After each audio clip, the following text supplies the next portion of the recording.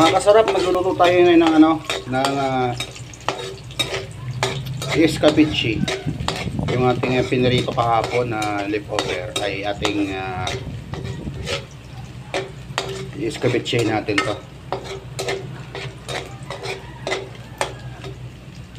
Lagyan natin na ng luya, bawang, sibuyas at luya.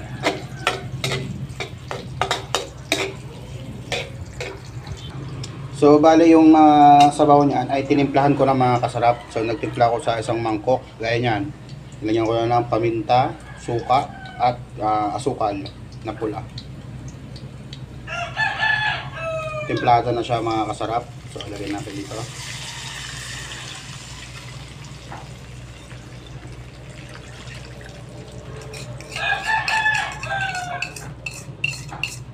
Ayan. Ating escabeche for today. Pakuluan lang natin bago natin ilagay yung ating pinirito. Pakuluan lang natin yan mga kasarap. So yan guys, kung nakikita nyo na kumukulo, ay yan ay pwede na yan. Mikos lang natin ng konti.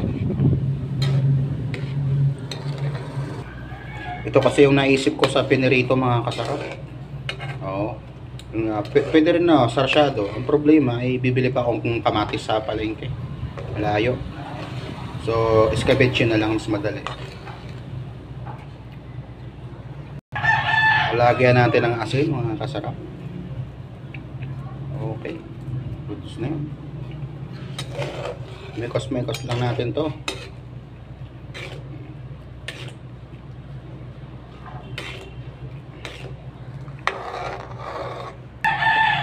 Yun na guys, ilalagay na natin yung ating pinirito. Nasa Jollibee pa siya, oh.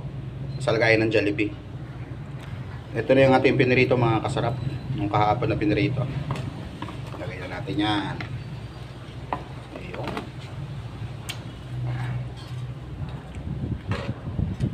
Sarap. Ito po ay escabeche. Comment nyo po kung anong tawag sa inyong luto na to. Escabeche yung tawag sa amin. Natutunan ko to sa aking lola eh. Itong luto, escabeche. So yun guys, thanks for watching mga kasarap. Maraming salamat po. Kain tayo mga kasarap. Thank you so much.